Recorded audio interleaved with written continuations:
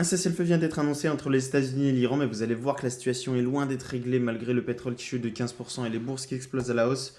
Petit rappel, les frappes ont commencé le 28 février, donc la riposte iranienne s'est faite le même jour. Le 1er mars, le Hezbollah a ouvert un front depuis le Liban et Israël bombarde Beyrouth en retour. Donc le conflit au Moyen-Orient s'est encore plus embrasé. Donc Khamenei, ministre de la Défense, avait été éliminé. Le détroit d'Ormuz avait été bloqué par l'Iran à ce moment-là.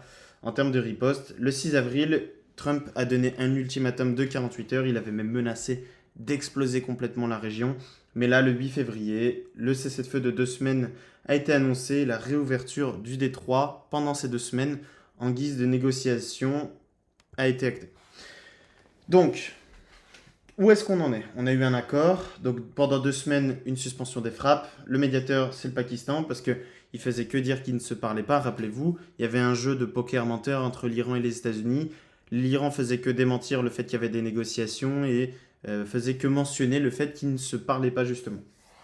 Donc c'est une négociation en 10 points, dont certaines conditions qui, vous allez voir, restent assez compliquées à accepter. Donc Israël qui contredit le Pakistan. Donc le cessez-le-feu, contrairement à ce qui avait été dit, n'inclut pas le Liban. Le Pakistan dit l'inverse, Israël se réserve le droit de frapper le Hezbollah. Donc les tensions dans la région ne sont pas encore totalement calmées. Une position qui est inconciliable. L'Iran veut garder l'enrichissement d'uranium. C'est là où, à mon avis, ça va commencer à pêcher. Ça va être compliqué puisqu'Israël exige la fin du nucléaire, des missiles balistiques et un changement de régime, ce qui risque d'être très compliqué pour l'Iran, étant donné qu'ils sont en position de force dans la négociation. Donc le terrain reste chaud. Cette nuit encore, l'Iran a envoyé des missiles en Israël et il y a eu encore des annonces aux Émirats arabes unis, donc notamment à Dubaï. Qu'est-ce qui s'est passé sur les marchés? Quand même, moins 15%, on va aller voir les charts juste après sur TradingView, moins 15% pour le pétrole, donc un baril sous les 100 dollars qui était la zone importante à récupérer, plus 4% sur la bourse de Tokyo et 6% sur la bourse de Séoul. Donc les marchés asiatiques en explosion à la hausse, vous allez voir que les marchés américains ont suivi, donc on a un mouvement risk-on massif, le marché price la désescalade. Une baisse de pétrole, donc soulagement énergétique, donc potentielle hausse de la tech, puisque beaucoup moins de chances d'avoir un CPY qui sort en dehors des attentes, un CPY en hausse, donc moins d'inflation, plus de baisse de taux, plus de soutien aux entreprises et moins de conflits dans le monde, donc beaucoup moins de peur, un VIX qui baisse, on va voir les charts juste après.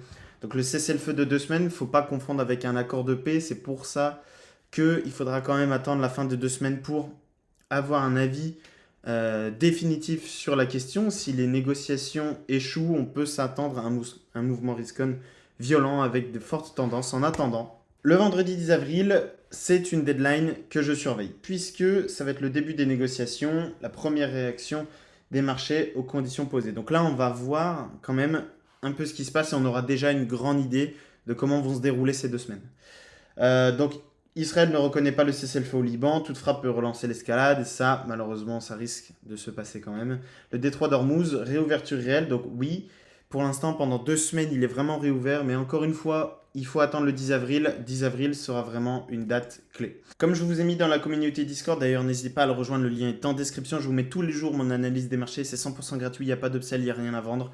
N'hésitez pas à le rejoindre. Donc bonjour à tous et à toutes, nouvelle journée où nous avons la possibilité de tirer profit du marché, remercions Dieu pour cela. Trump a annoncé cette nuit un cessez-le-feu avec l'Iran, ce qui propulse absolument tous les marchés à la hausse. Avec un pétrole en forte baisse, nous observons un VIX très éloigné de sa moyenne mobile et proche des 20, parce que donc si vous étiez dans le Discord, vous aurez vu que le VIX est un indicateur que je regarde pour définir mon billet du jour et définir la tendance. Et là, comme vous voyez, le VIX est à 20,7, très en dessous de sa moyenne mobile, ce qui signifie un marché très calme et un marché qui va favoriser des hausses. Donc là, la charte de cette nuit, donc absolument énorme, la hausse du Nasdaq.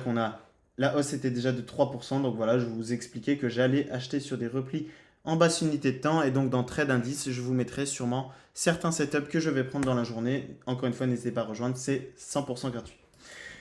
Donc là, sur les charts, comme je vous ai montré, on a le S&P qui explose à l'hausse 2,4%, le Nasdaq 3,1%, le VIX qui perd 19%, c'est énorme. C'est extrêmement bon pour les marchés, le pétrole qui perd 15%, pareil pour les bourses européennes avec un DAX à plus 3%, un CAC 40 à plus 2,7%, un dollar à moins 0,7%, et donc la particularité, c'est qu'on est dans un marché risk-on. Risk-on, ça veut dire que les investisseurs sont prêts à prendre des risques et placer leur argent. Au lieu de le mettre simplement dans le dollar, on voit qu'ils vendent le dollar, donc moins 0,7%, pour acheter des assets, donc des actifs financiers, notamment le S&P et les différentes bourses européennes. Ce qui est étonnant et ce qui est bien caractéristique de cette guerre, c'est qu'on avait vu l'or et le silver, donc l'or et l'argent, être corrélés aux bourses, ce qui est normalement pas le cas. Normalement, ce sont deux actifs qui sont appelés risk-off, donc qui performent bien, notamment quand le VIX avait tendance à monter, donc quand la peur s'installait sur les marchés, qu'il y avait des conflits géopolitiques. Mais là, les marchés ont bien changé, on a vu une corrélation parfaite entre tous les actifs financiers. Donc pour aujourd'hui, c'est simple, et même pour probablement demain, jusqu'au 10 avril, on va observer potentiellement des négociations, peut-être un échec, et à ce moment-là, le billet pourra changer, je vous annoncerai tout ça dans Discord. On ne cherche que des achats. Niveau trading, c'est une opportunité, les marchés vont bien se porter, c'est une très bonne nouvelle pour le monde, mais ce n'est peut-être pas la fin du conflit. D'accord? Il faut voir un peu comment vont se passer les négociations, étant donné que l'Iran veut garder l'enrichissement d'uranium, ce qui est quand même très compliqué, puisque je vous le rappelle, c'était la raison pour laquelle le conflit avait commencé. En tout cas, on va voir comment ça va se passer. Je vous tiendrai au courant de tout. N'hésitez pas à rejoindre le Discord, le lien est en description. Pareil pour les réseaux sociaux, TikTok et Instagram. J'espère que tout va bien se passer. Et voilà, c'était Edge Mastery. On se retrouve pour une prochaine vidéo. J'espère que cette vidéo vous aura plu. N'hésitez pas à mettre un petit commentaire sur un sujet que vous aimeriez bien que j'aborde, notamment peut-être ma stratégie VIX, ma stratégie d'analyse des marchés. Je peux tout vous montrer. Je n'ai rien à vendre encore une fois. N'hésitez pas à vous abonner, mettre un petit pouce et à rejoindre le Discord. À bientôt les gars.